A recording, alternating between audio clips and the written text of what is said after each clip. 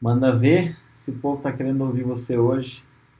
O que você vai trazer pra gente aí de especial do colo do pai, direto pra galera. O tempo é seu. Amém. Bom, eu vou falar hoje sobre Jesus é o Senhor. E eu falei até para o Sasha, eu falei, Sasha, eu sou bem ruim, não tenho slide, não tenho nada. Eu vou aqui me baseando, que não era mais uma coisa para eu controlar, que já ia ficar meio perdido. Então, o tema hoje é Jesus é o Senhor. E falar a respeito desse tema é uma coisa que é simples, mas ao mesmo tempo é muito completo e muito complexo, né? Porque trata-se da base de todos os princípios bíblicos. Né? O senhorio de Jesus é isso, ele é a base de tudo, de todos os princípios bíblicos. E para começar, vamos na Bíblia, né? Em Filipenses 2, 5, 7, ele fala a respeito de Jesus ser o Senhor. Então, vamos lá comigo em Filipenses 2, 5, de 7 a 11 também. Tenham entre vocês o mesmo modo de pensar que Cristo Jesus tinha. Pelo contrário, ele abriu mão de tudo que era seu e tomou a natureza de servo, tornando-se assim igual aos seres humanos. E vivendo fora do comum, e vivendo a vida comum de um ser humano, ele foi humilde e obedeceu a Deus até a morte de cruz. Por isso, Deus deu a Jesus a mais alta honra e pôs nele o nome que é o mais importante de todos os nomes, para que, em homenagem ao nome de Jesus, todas as criaturas no céu, na terra e no mundo dos mortos caiam de joelhos e declarem abertamente que Jesus Cristo é o Senhor, para a glória de Deus, o Pai. Bom, tem estudos que dizem que existem mais de 200 citações a respeito de Jesus como Senhor no Novo Testamento. E se algo é de tanta relevância assim para Deus, eu creio que merece muito da nossa atenção também. Tudo bem, Mariana, já entendi que quem atribuiu esse título de Senhor para Jesus foi o próprio Deus, né? Deu aí para ele a mais alta honra, colocando o nome dele acima de todo nome. Mas o que exatamente significa ter Jesus como Senhor, né? Para isso, eu recorri a uma ferramenta que está aí à disposição de muitas, né, de todo mundo, que é o dicionário. E no dicionário, a palavra Senhor, ela está descrita como aquele que possui algo, dono, proprietário. E eu acho importante a gente mencionar aqui que nos tempos bíblicos, né, lá há muito tempo atrás, quando a Bíblia foi escrita, o termo utilizado era uma palavra grega chamada Kyrios. E essa palavra grega, ela tinha um peso, né? Kyrios aqui é Senhor mesmo. Ela tinha um peso diferente do que a gente tem hoje. Hoje a gente trata, às vezes, até a pessoa na rua, assim, fala, o Senhor, o Senhor. Mas não, naquela época, poucas pessoas, elas podiam ser chamadas de Senhor, né? De Kyrios. São somente aquelas que tinham realmente propriedades, escravos, terras, que eram chamadas de Kyrios. Então, significa aí chefe, dono, amo, soberano, máxima autoridade. Isso tudo significa Kyrios, Senhor. E como que a gente pode não lembrar, né, vendo Kyrios aqui, lembrar de Romanos 10, 9, que diz, se você confessar com a sua boca que Jesus é o Senhor e crer em seu coração que Deus o ressuscitou dentre os mortos, será salvo. Por isso que aqui tem um peso tão forte a palavra, né? Confessar com a sua boca que Jesus é o Senhor. Porque, de certo modo, quem confessava Jesus dessa forma, estava ali dizendo, né?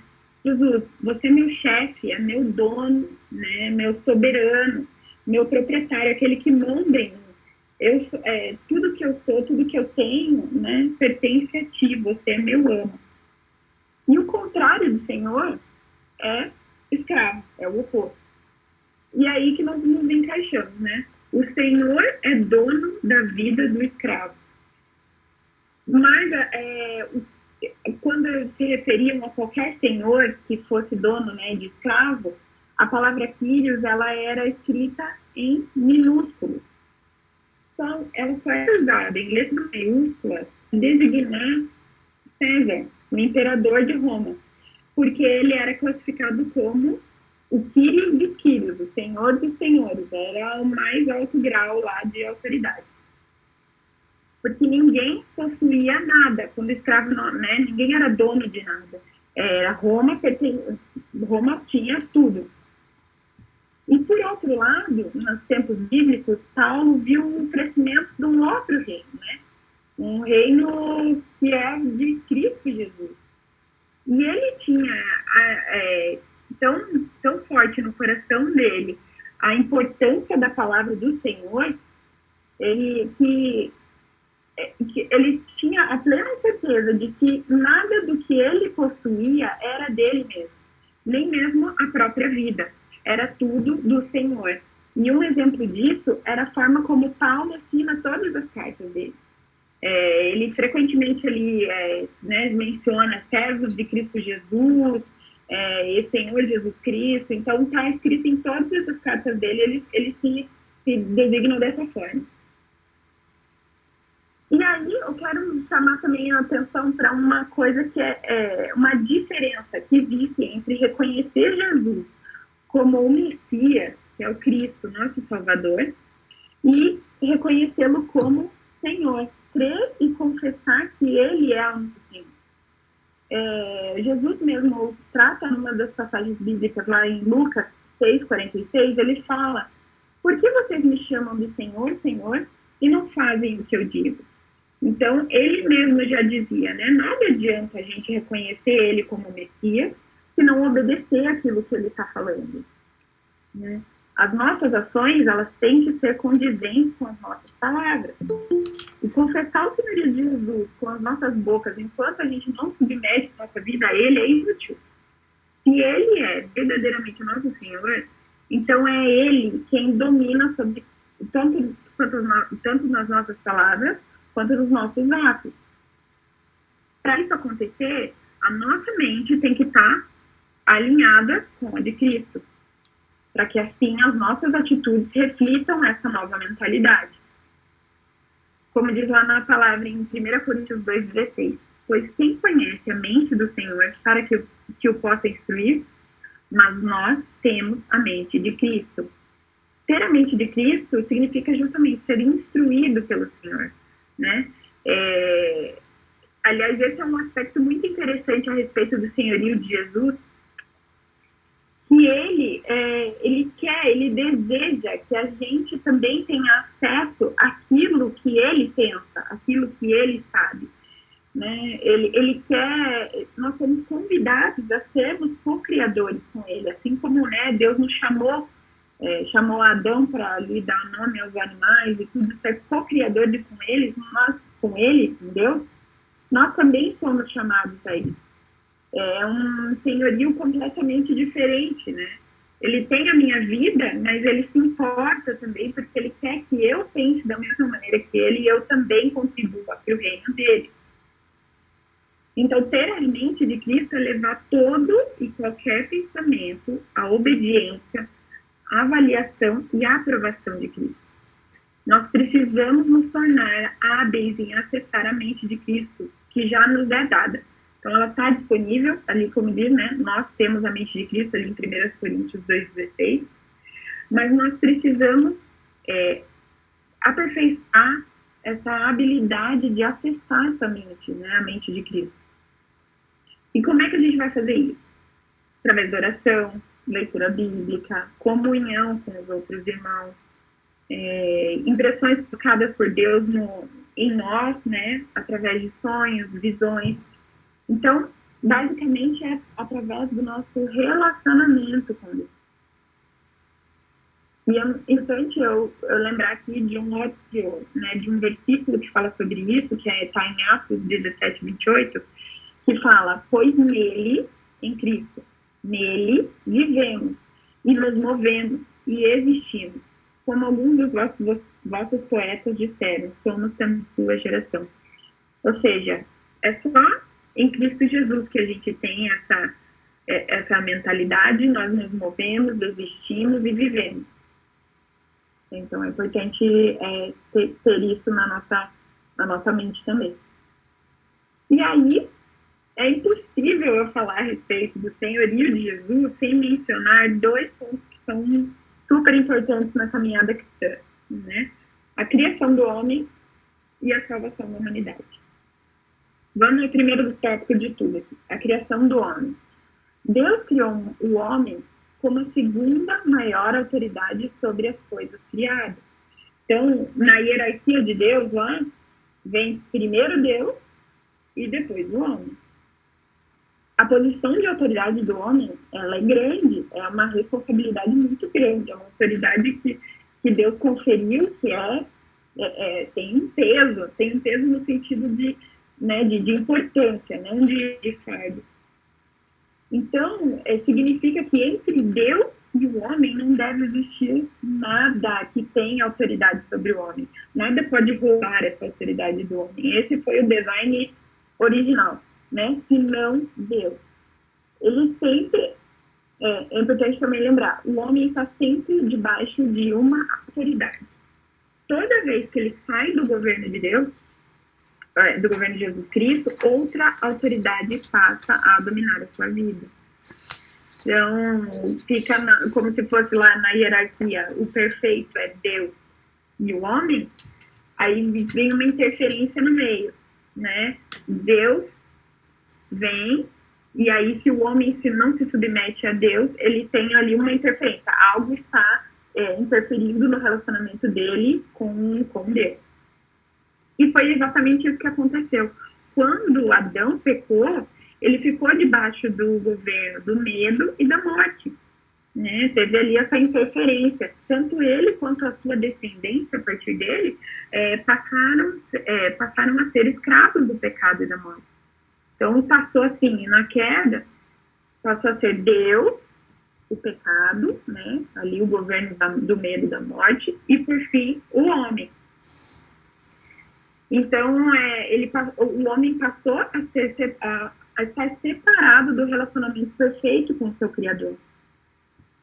E aí, de certa forma, aconteceu que o homem, ali, depois a gente vê até Noé sendo separado para ser colocado na arca, porque a geração inteira já estava perdida, porque muitos deles também já não sabiam o que era certo, o que era errado, o que era pecado, o que não era, porque ficou bagunçada essa autoridade. Esse organograma aí já deu uma bagunçada. E Deus, na sua misericórdia, revela ao homem a lei através de Moisés. Mas ainda assim, nesse modelo, não era o perfeito, não era o que Deus tinha sonhado, o que Deus tinha pensado. Porque o homem estava debaixo da lei, sendo que ele foi criado para estar acima da lei. Né? Então, no novo organograma ali, organizado da parte de Moisés, ficaria Deus, lei e homem. Ainda estava tendo uma interferência ali. E o homem, a partir de si mesmo, ele jamais vai conseguir vencer a lei. É uma jornada com fim infeliz. Se ele não se render ao senhorio de Jesus Cristo, ele jamais vai alcançar a vitória sobre o pecado. E é assim que entra o segundo aspecto que eu mencionei, né? Falar sobre o senhorio de Jesus não tinha como escapar, né? Da criação do homem e a salvação da humanidade. E é aqui que eu entro aqui com a salvação da humanidade. Jesus se fez homem, habitou entre os homens, cumpriu a lei e não foi achado pecado nenhum nele, né? Mas ainda assim os homens tinham uma dívida com a morte. Mas Jesus assumiu sobre si também a nossa condenação. E com essa vitória, as pessoas não experimentam mais a morte eterna por causa do sacrifício de Jesus. Mas elas não experimentam mais a morte por causa do pecado da morte. Assim, não experimentam mais a morte eterna por causa do pecado e da morte, mas por causa da rejeição ao senhorio de Jesus. Então, as pessoas que, né, hoje que experimentam a morte eterna é porque não querem se submeter ao senhorio de Jesus Cristo, que não reconhecem o sacrifício que ele fez na cruz por nós. E quando a gente aceita Jesus como Salvador, como Senhor, ele se torna o nosso Salvador para ser nosso Senhor. Não tem como, não existe como a gente receber Jesus, trocar de reino, sem se sujeitar ao novo senhorio desse reino, né? Não tem como a gente permanecer o mesmo, não tem como a gente só querer os benefícios sem estar debaixo do senhorio dele. E por que isso, né? Porque o próprio Deus já instituiu ele como primeiro príncipe. E por isso que ele pode ser o Salvador. Isso está lá em Atos 5:31. Deus, com a sua destra, o elevou a príncipe e salvador, para dar a Israel o arrependimento e a remissão dos pecados. E outro aspecto é, o governo está sobre os seus ombros, sobre os ombros de Jesus, desculpa. Isso está lá em Isaías 9:6. Que começa, né, falando ali, o filho se nos deu, e o principado está sobre os seus ombros, e se chamará o seu nome, maravilhoso, conselheiro, Deus forte, Pai da eternidade, príncipe da paz.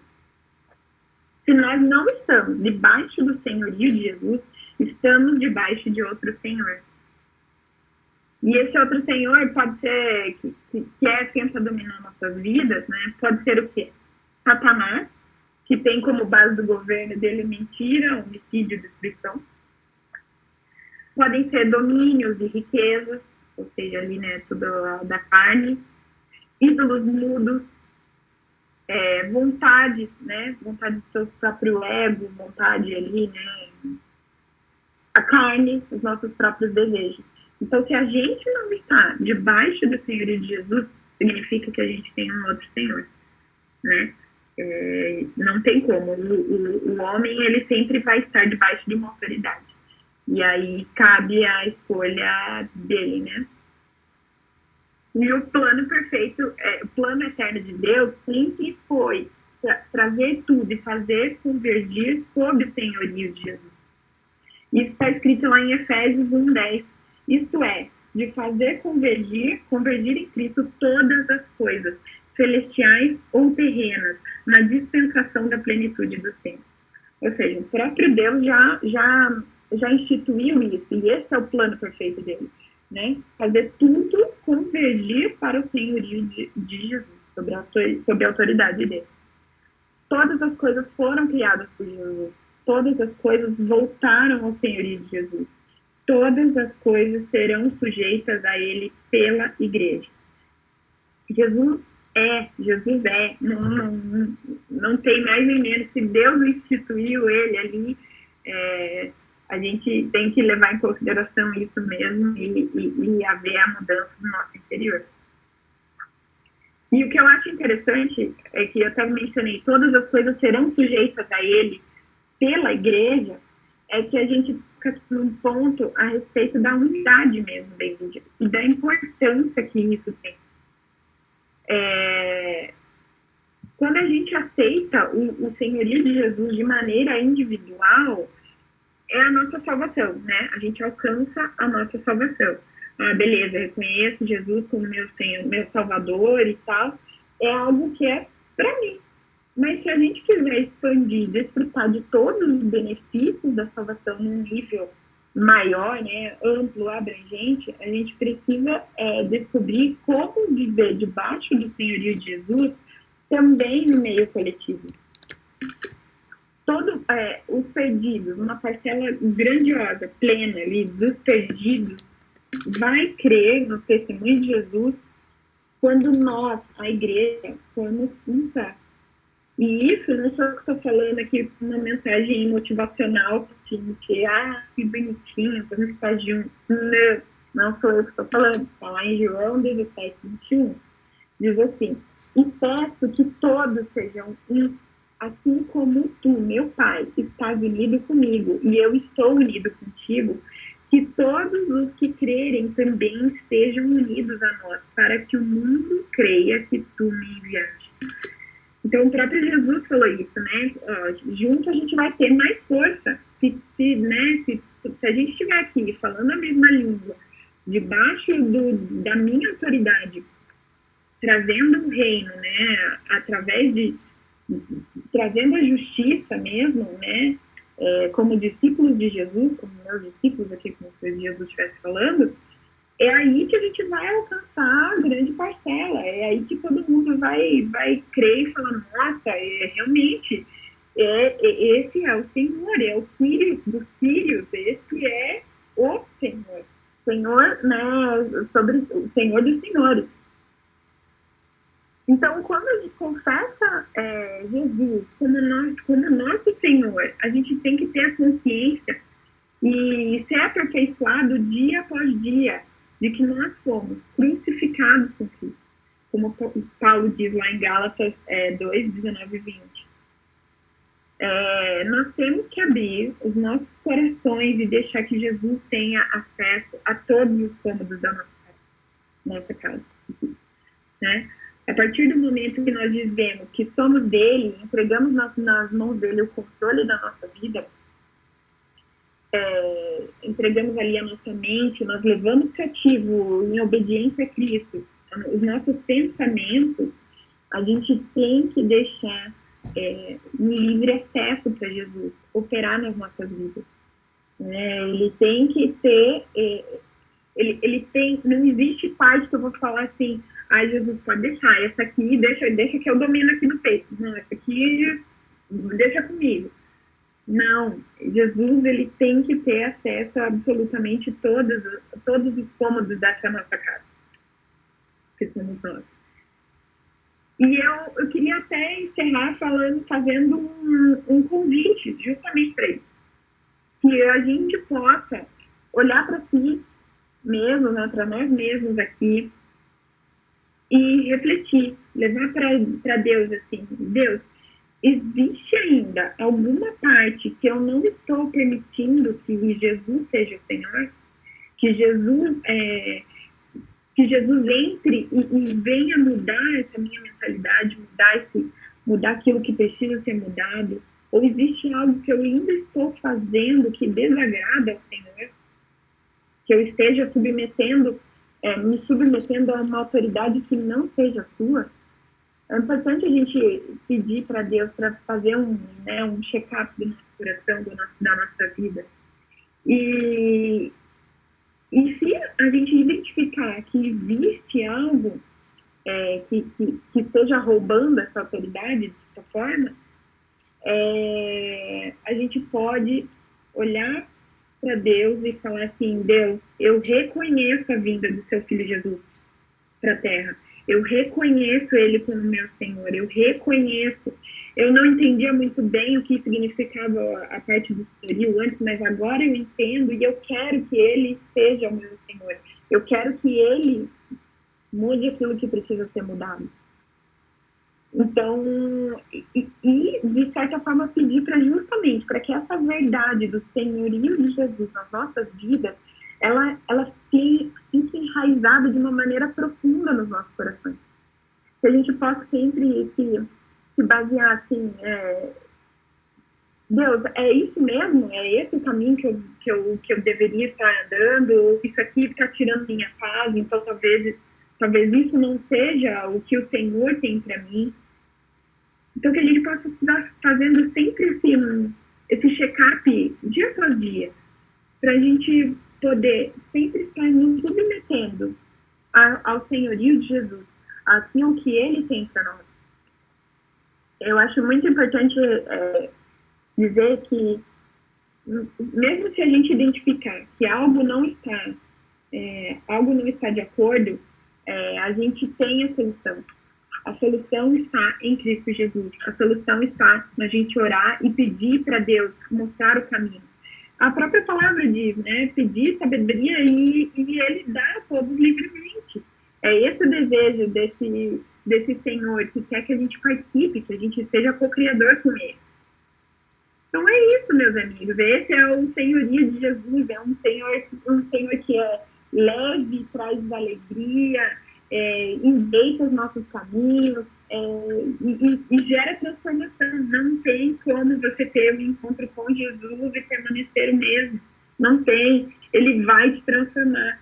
Então, basta você abrir o seu coração e deixar que essa verdade do senhorio, da palavra, o peso, a importância dessa palavra Kyrios, ela faça sentido na sua cabeça, né? Como chefe, dono, amo, soberano, a máxima autoridade na nossa vida.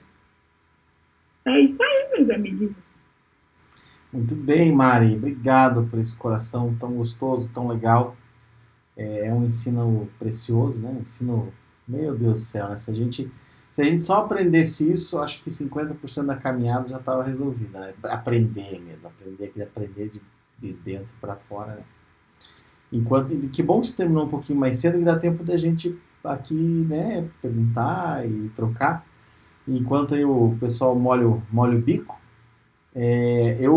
enquanto você falava e o Gabriel mandava mensagens amorosas ali pelo chat para você, declarações amorosas, eu me veio duas impressões assim, né?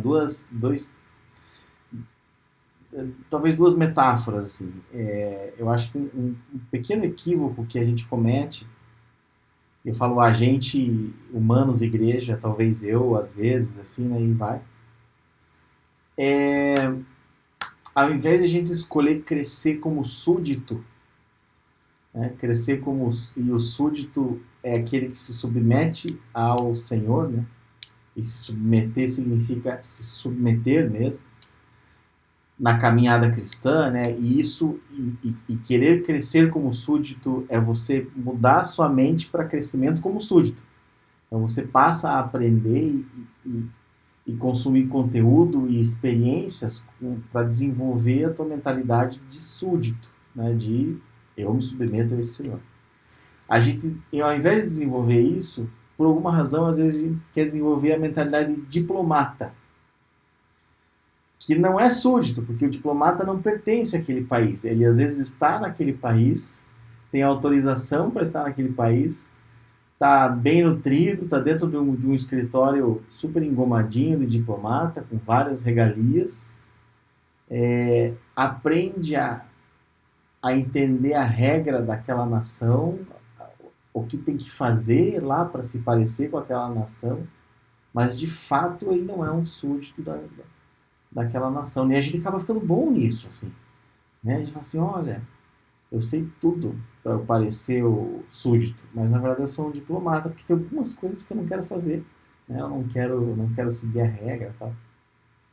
E o convite que você está fazendo a todo mundo aqui é se submeter ao senhorio. Senhor dos senhores, né? Se submeter ao Senhor dos senhores.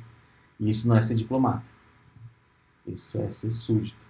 Então, obrigado. Foi o ensinamento que veio no meu coração disso, assim, por menos crentes diplomatas e mais crentes súditos, né, do nosso Senhor. Obrigado, Mário. Obrigado mesmo. Que bênção. Nossa, assim, até não quis entrar muito nessa seara, assim, mas com questão de, às vezes a gente até confunde a nossa autoridade, né, a nossa autoridade posicional com a autoridade funcional, né? Posicional é o lugar que a gente ocupa em Cristo, né? E no lugar, quando a gente aceita o senhorio de Jesus ali, estamos na mesma posição, não tem homem, mulher, não tem isso, né? A gente é igual e pronto, acabou. O amor de Deus por nós é igual, não interessa se eu for escravo ou se eu for o presidente da república, né? Deus vai me olhar da mesma forma. Mas a funcional é justamente isso que, né, que às vezes causa um certo conflito.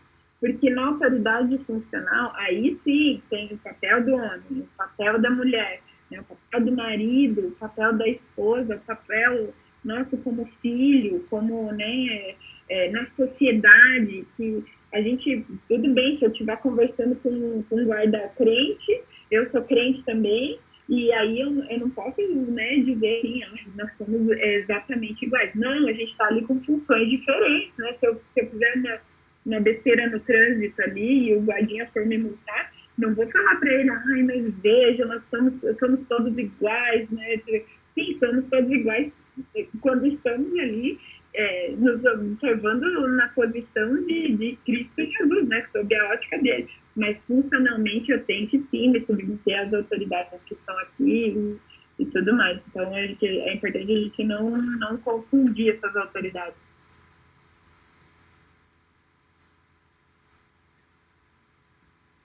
O que mais temos aí, amigos, dos comentários? A Rafinha tá se coçando ali, que eu vi ele procurando. O que eu o que eu achei interessante ali, que a comparação com Kyrios ali, né, com a palavra grega, né, que com a maiúscula só era vinculada a César, né? E a gente conhece da história dos romanos que César mandava soltar, mandava prender, mandava matar, mandava viver, né? E a população romana se submetia à autoridade dele, né?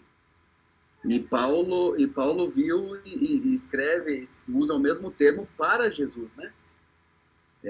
Utilizando-se disso, né? Olha, é a mesma autoridade que os romanos veem em César, nós cristãos temos que ver em Jesus também, porque ele é soberano sobre nossas vidas, né? Então é bem interessante essa definição também, né?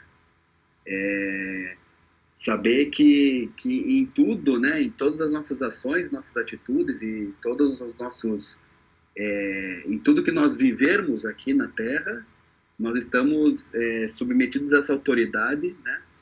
E precisamos estar submetidos a essa autoridade e ao senhorio de Jesus, né? Então é bem interessante esse paralelo que é feito também com a palavra grega, né? Achei bem curioso mesmo. Kyrios. A expressão até que os... Rafinha, desculpa, posso falar. Perdão, cara, eu te interrompi, Tiago, por favor. Não, é só uma curiosidade. A expressão até que os olhos alcancem é de César, né? Então, tudo é de César até onde os olhos alcançam. Então, imagine Jesus, né? Boa.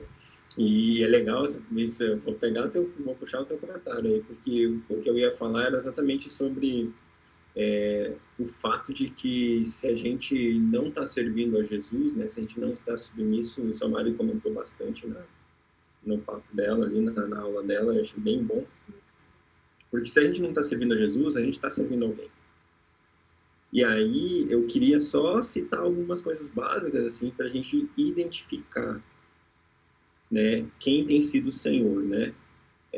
A Bíblia é muito clara num aspecto, Jesus é muito claro nesse aspecto. O Thiago Nieve acabou de postar o texto aqui no chat, inclusive, que eu estava pensando, em relação ao Senhor Jesus e ao mamon, ao dinheiro, né, as posses, né? Você não tem como servir esses dois. A gente, como Sky, a gente fala pouco da questão financeira. Mas eu quero perguntar para vocês, né, para cada um aqui, aí não estou falando para você dar uma oferta na Sky, estou falando para você julgar o seu coração em relação a o quanto esse ser chamado Mamon é senhor da sua vida, é senhor de você, é senhor da sua finança, é senhor das suas decisões, é senhor do seu posicionamento, né? Quando Jesus está falando aquilo, e ele fala isso de uma maneira muito clara, né? Você não tem como servir os dois. Ou você vai se submeter a um ou a outro, né? Então, é bem importante que você entenda o quanto a sua vida tem sido decidida ou gerenciada pela sua conta corrente, né? Ponto número 1. O quanto você... Se eu tiver, eu faço. Se eu não tiver... Claro, né, nós somos responsáveis, continuamos responsáveis e só vamos fazer, né, com o passo correto, com ordenança, tudo certo. Porém, o quanto disso, às vezes a gente não se confunde e torna mamon ou dinheiro nosso Senhor. E a outra pergunta e o outro ponto existe como nós transformarmos a nossa vida? Então, o que na sua vida você percebe que Jesus não é o Senhor? Sei lá, eu, marido, sou sou grosseiro às vezes. Será que Jesus é o Senhor do meu temperamento? Será que Jesus é Senhor quando eu estou dirigindo no trânsito? A Mari comentou ali no negócio de trânsito. Quais são as áreas da sua vida que você identifica que Jesus não é Senhor, né? E quando a gente está falando aqui de nós, crentes, pessoas que já vivem uma vida com Jesus, a primeira coisa que a gente faz para começar a viver com Jesus é reconhecer o senhorio dele. Então, nós depositamos nossa vida como Senhor, ele se torna nosso Senhor. E quando a gente começa a identificar essas coisas depois de um tempo, isso significa que requer uma atitude nossa de submissão, de arrependimento, de Jesus, eu reconheço que essa parte da minha vida precisa do seu senhorio. Então eu vou me posicionar e vou pedir perdão para a pessoa tal que eu feri nessa área. Eu vou me posicionar e vou dar uma oferta para alguém porque eu quero mostrar que Jesus é meu Senhor nisso também. Eu vou me exigir uma ação, sabe? Agora que a gente já aceitou Jesus declarando, existem algumas áreas que a gente vai trazer o senhorio de Jesus agindo. Mário, você viu o que você causou aí no povo, né? Obrigado. Temos aí mais 3 minutinhos, gente. Alguém mais tem um comentário, uma colaboração? Se não, já vou fazer a fotinho geral aqui. Thiago, você tirou seu mic aí, pessoal? Não, o Thiago tá quietinho. Bem, senhor. Tá bom. Então, quem puder abrir a câmera aí para bater uma fotinho, que é o que vai depois no thumbnail do YouTube. Espera aí, mais uma vez. Cadê aqui? Tá aí, 1, 2, 3. Isso, sorrisinho. Aí. Legal. Galera, nenhum comentário mais? É isso? Então, parando de gravar exatamente